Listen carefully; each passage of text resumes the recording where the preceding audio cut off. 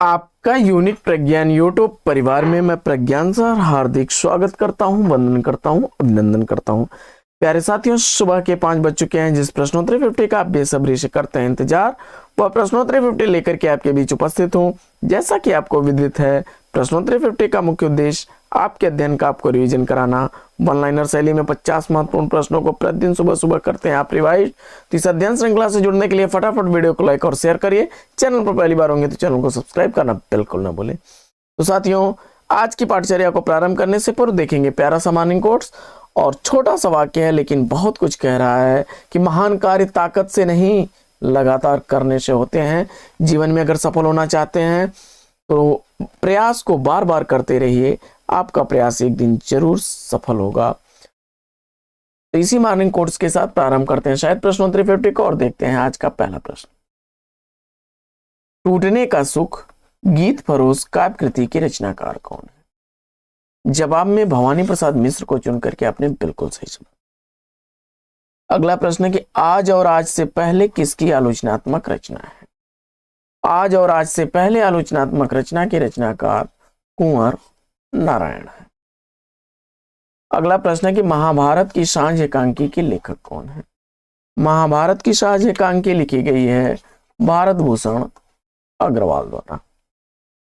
अगला प्रश्न है कि पुष्प की अभिलाषा नामक प्रसिद्ध कविता के रचयिता कौन है? तो पुष्प की अभिलाषा नामक प्रसिद्ध कविता माखनलाल चतुर्वेदी की है। अगला प्रश्न है कि कलापिनी काव्यकृति का प्रकाशन वर्ष क्या है? तो कलापिनी काव्यकृति केदारनाथ मिश्र प्रभात की रचना है, 1940 ईस्वी का प्रकाशन वर्ष। अगला प्रश्न है कि 30, 40, 50 उपन्यास के लेखक कौन है? 30, 40, 50 उपन्यास प्रभाकर माचवे द्वारा लिखा गया उपन्यास। अगला प्रश्न है कि युगांत काव्यकृति के रचनाकार कौन है? युगांत काव्यकृति का रचनाकार आपने सुमित्रा नंदन पंत को चुना, बिल्कुल सही जवाब, 1936 ईस्वी का प्रकाशन वर्ष। अगला प्रश्न है कि ज्ञानदीप किसकी रचना है? ज्ञानदीप कृति का रचनाकार आपने शेख नवी को चुना, बिल्कुल सही जवाब, 1619 ईस्वी का प्रकाशन वर्ष है। अगला प्रश्न है कि कैलेंडर का आखिरी पन्ना नाटक के लेखक कौन है? कैलेंडर का आखिरी पन्ना नाटक रामकुमार वर्मा द्वारा लिखा गया नाटक है। अगला प्रश्न है कि अपभ्रंश हिंदी नहीं है, इस मत को मानने वाले विद्वान कौन है? जवाब में आपने आचार्य हजारी प्रसाद द्विवेदी जी को चुना, तो बिल्कुल सही जवाब। अगला प्रश्न है कि मिट्टी की बारात कृति के रचनाकार कौन है? तो मिट्टी की बारात रचना किसके द्वारा लिखी गई रचना है? जवाब में शिवमंगल सिंह सुमन को चुना आपने, बिल्कुल सही जवाब, 1972 ईस्वी का प्रकाशन वर्ष है। अगला प्रश्न है कि छिताई वार्ता कृति के रचनाकार कौन है? तो छिताई वार्ता रचना नारायण दास की रचना है। अगला प्रश्न है ठाकुर प्रसाद सिंह लिखा गया प्रबंध काव्य महामानव किसके जीवन पर आधारित रचना है?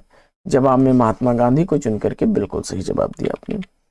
अगला प्रश्न है कि दिव्या उपन्यास के लेखक कौन है? तो दिव्या उपन्यास लिखा गया है यशपाल द्वारा, 1945 ईस्वी उपन्यास का प्रकाशन वर्ष है। अगला प्रश्न है कि जागते रहो काव्यकृति के रचनाकार कौन है? जागते रहो काव्यकृति भारत भूषण अग्रवाल द्वारा लिखी गई 1942 ईस्वी की प्रकाशित रचना है। अगला प्रश्न है कि लालचीन उपन्यास के लेखक कौन है? लालचीन उपन्यास ब्रजनंदन सहाय द्वारा लिखा गया उपन्यास है। अगला प्रश्न है कि रश्मि काव्य संग्रह में कितनी कविताएं संकलित हैं? तो रश्मि काव्य संग्रह में 35 कविताएं संकलित हैं, महादेवी वर्मा द्वारा लिखी गई 1932 ईस्वी की प्रकाशित रचना है। अगला प्रश्न है कि युद्ध यात्रा रिपोर्टाज के लेखक कौन है? तो युद्ध यात्रा रिपोर्टाज धर्मवीर भारती द्वारा लिखा गया 1972 ईस्वी का प्रकाशित रिपोर्टाज है। अगला प्रश्न है कि विजय पथ काव्यकृति के रचयिता कौन है? तो विजय पथ काव्य रचना उदय शंकर भट्ट द्वारा लिखी गई रचना है, 1948 ईस्वी का प्रकाशन वर्ष है। अगला प्रश्न है कि कंकाल और तितली कृति का प्रकाशन वर्ष क्या है? तो कंकाल और तितली जयशंकर प्रसाद द्वारा लिखी गई रचना है। कंकाल का प्रकाशन वर्ष 1929 ईस्वी है, वहीं तितली का प्रकाशन वर्ष 1934 ईस्वी है।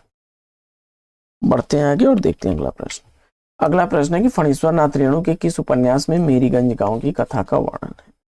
फणीश्वर नाथ रेणु द्वारा लिखे गए मैला आंचल उपन्यास में मेरीगंज गांव का वर्णन है। पूर्णिया जिले के मेरीगंज गांव का वर्णन मैला आंचल फणीश्वर नाथ रेणु ने किया है।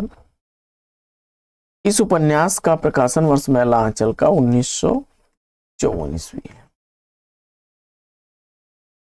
अगला प्रश्न है कि मैकाले के अंग्रेजी खंड काव्य हॉरिसेस का ब्रज भाषा में काव्य अनुवाद किसने किया? जवाब हो जाएगा सत्यनारायण कवि रत्न ने। अगला प्रश्न है कि द्विवेदी युग को जागरण काल की संज्ञा किसने दी? तो द्विवेदी युग को जागरण काल कहने वाले डॉक्टर नगेंद्र हैं।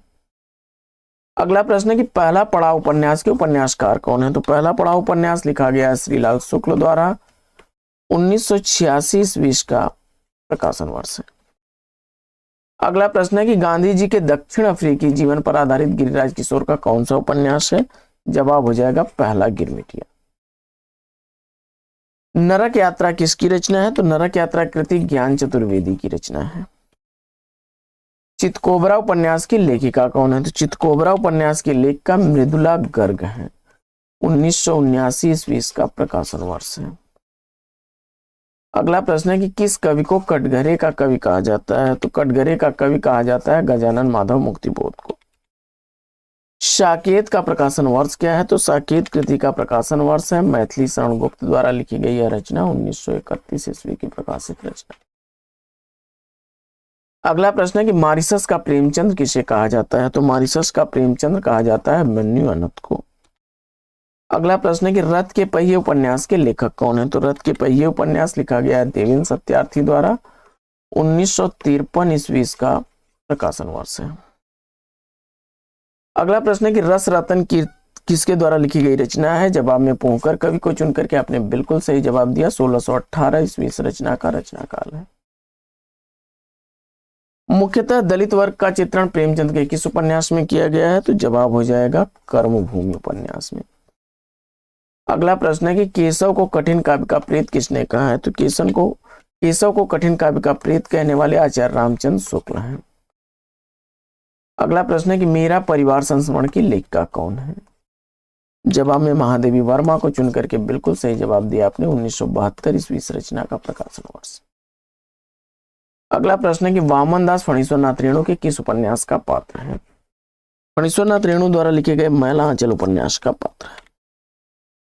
इतिहास साक्ष्य निबंध के निबंधकार कौन है? तो इतिहास साक्ष्य निबंध लिखा गया है किसके द्वारा? जवाब में आपने भगवत शरण उपाध्याय को चुना, बिल्कुल सही जवाब।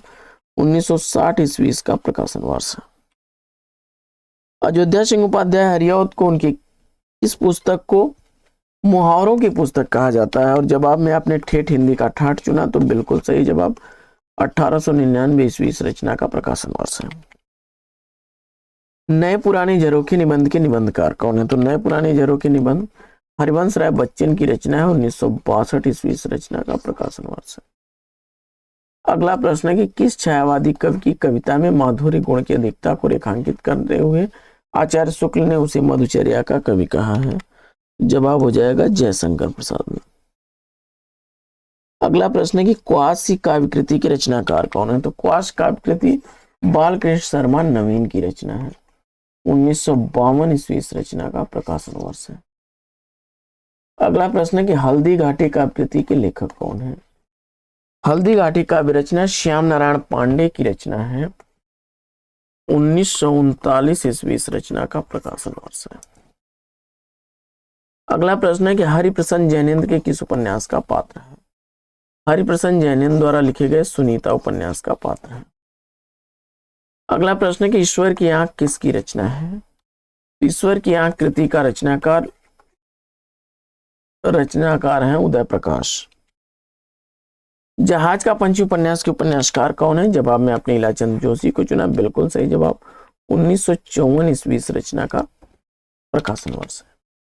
कागज की नाव उपन्यास की लेखिका कौन है? जवाब में नासिरा शर्मा को चुन करके आपने बिल्कुल सही जवाब दिया। 2014 ईस्वी की प्रकाशित यह रचना है। 2019 ईस्वी में इस रचना के लिए उन्हें साहित्य अकादमी पुरस्कार से सम्मानित किया गया। इस कवि का उपनाम हितैषी है, तो जवाब में आपने जगदम्बा प्रसाद को चुना, तो बिल्कुल सही जवाब। अगला प्रश्न है कि त्रिलोचना का काव्य संग्रह कौन है? क्षमा करें, त्रिलोचन का। जवाब में आपने धरती सेलेक्ट किया। वासुदेव सिंह त्रिलोचन का प्रथम काव्य संग्रह धरती है, 1945 ईस्वी का। इंद्रावती के रचनाकार कौन है? जवाब में आपने नूर मोहम्मद को चुना, बिल्कुल सही जवाब। 1744 ईस्वी से रचना का रचनाकाल है। तो साथियों, आज की इस पाठचर्या में ले लेते हैं यहीं पर विराम। वीडियो अगर अच्छा लगा हो तो लाइक और शेयर कर दीजिए। चैनल पर पहली बार है, चैनल को सब्सक्राइब कर लीजिएगा। फिर मिलते हैं आपसे अगले वीडियो में एक नए प्रकरण, एक नया टॉपिक, एक नया अंदाज। तब तक के लिए लेंगे आपसे विदा। आपका जीवन मंगलमय हो। बेस्ट विशेष, बेस्ट ऑफ लक। जय हिंद साथियों।